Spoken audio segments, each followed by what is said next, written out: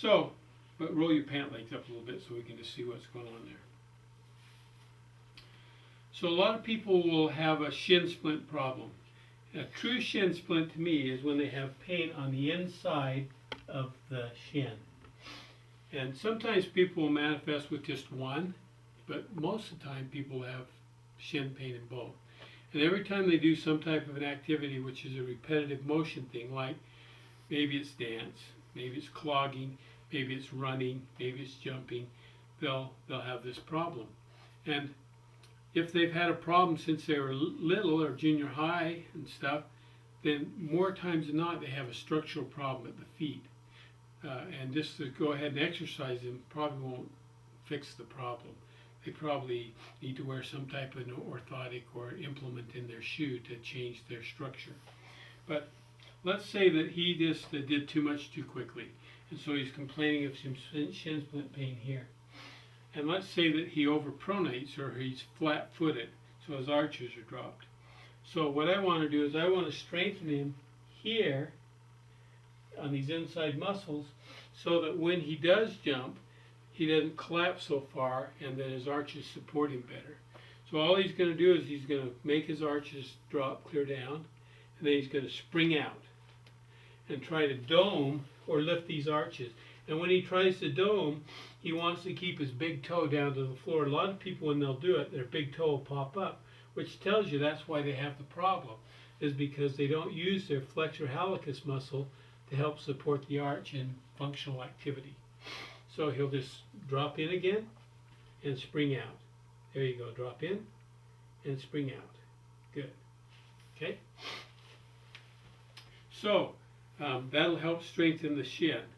Now if I want to stretch the shin, then what I'm going to do is I'm going to have him get on the stool. And let's say we're going to stretch the right one. So he's going to come down on to his heel of his left, pivot around, bring the leg out, and then come back up and dome the arch. There you go. So down, pivot around, dome the arch. There you go. And the more he reaches out with the non-weight bearing leg, the more of a stretch he's going to provide there. Feel that? Okay. Mm-hmm.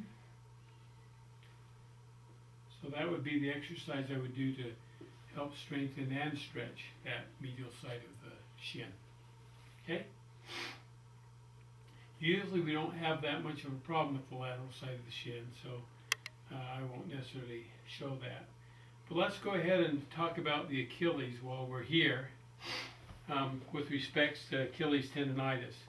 And the way to resolve that or help resolve the tightness in the Achilles is to step up on the stool again, come down, so you're stretching the one that stays up on the bench, you're reaching clear out and then coming up.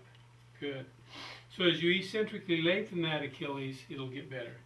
Out and up and down and up. Okay? Good. All right.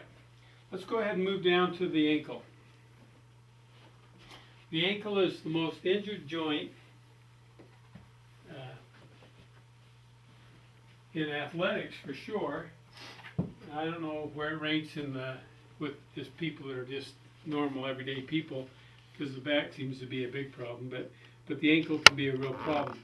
So the first thing I want to do with an ankle is help its balance and proprioception. And the way I do that is just to have them stand and balance on it. They may start out on a hard floor like a linoleum floor or a wood floor, then move to a carpeted floor like this one, which is a little softer, requires a little more balance. When they can balance well on that, then I just go ahead and have them stand on a pillow and try to get them to balance with no unwanted motion here, where they can just be very stable. So you can see, here's a healthy ankle and it does pretty well. Now let's have him stand on the right one and see if it's as good as the left. Not too bad. Okay. So now, let's say that this has gotten easy. So what we want to do is introduce a little motion. So now what we're going to do is we're going to have him stand on that one bad ankle again. He's going to bend his knee and come back up. Good. Now go up on your toes and back down. Keep your balance. Try to get rid of that unwanted motion. And I'll just repeat that full range there. If he sprained the ankle or if he has an ankle injury, it's not going to be as easy as he's demonstrating here. And you want him to be able to do full squat, full up on toes, maintaining good balance. That's the goal you're looking for before you move on to a more aggressive type proprioceptive exercise. Okay? Good. Okay, now let's say we're going to progress along here. So we're going to put him back in that TheraBand around his ankle. And so he'll put this on the ankle that isn't the bad ankle. He'll put, so we're going to say it's his left ankle, so he's going to put it on his right. So he's going to step back and he's just going to stand on the left. Okay, so resistance is pulling him forward. So these muscles here have to work harder than these here to maintain his motion. So now he'll just take and just kick back. See, as he kicks back, he's got to have stability on the ankle. Now, if he has a lateral ankle sprain on the outside, the hardest one for him to do will be this one. Quarter turn and now cross over. Because these muscles have to work. And so what he'll want to do is touch down quick and early because he doesn't have the strength. But like we said before, you want to get it so it's really the easiest thing for him to do. Okay? And he'll work all four positions, just like we did kind of with the hip. But now it's not so much that broad hip range as just trying to get stable on that ankle. So see, it's like simulating running, see? You're gonna take off, so you can even do it like this. So you're getting that motion and strength back on that ankle. Okay? So all four positions there. Now if we want to get him more explosive and stronger, we can go ahead and step out of that.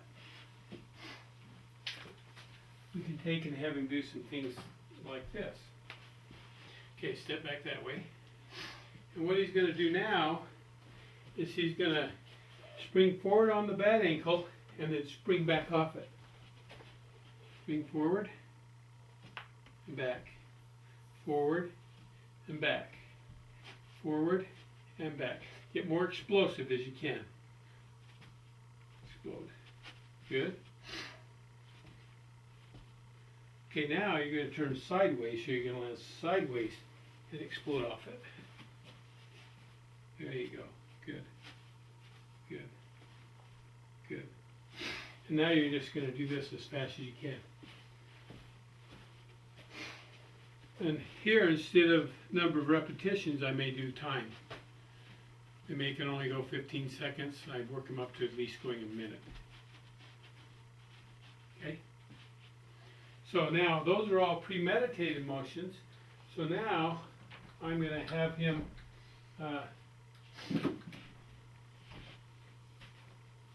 do another activity in which he would work on reactory type motions.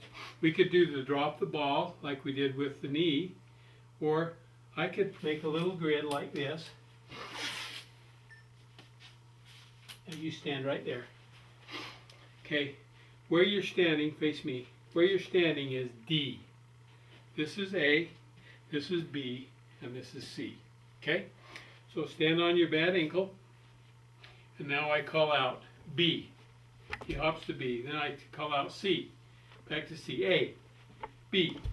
A. B. A. C. D. B. So he doesn't know where he's going to hop, and I just call it out. That's a reactory type thing. And he'll get faster and better as we get progressing along. So there's a lot of things we can do that way too. And that's more a reactory type thing also. Or the one I did where we put both belts around us, that's another reactory thing for the ankle also as well.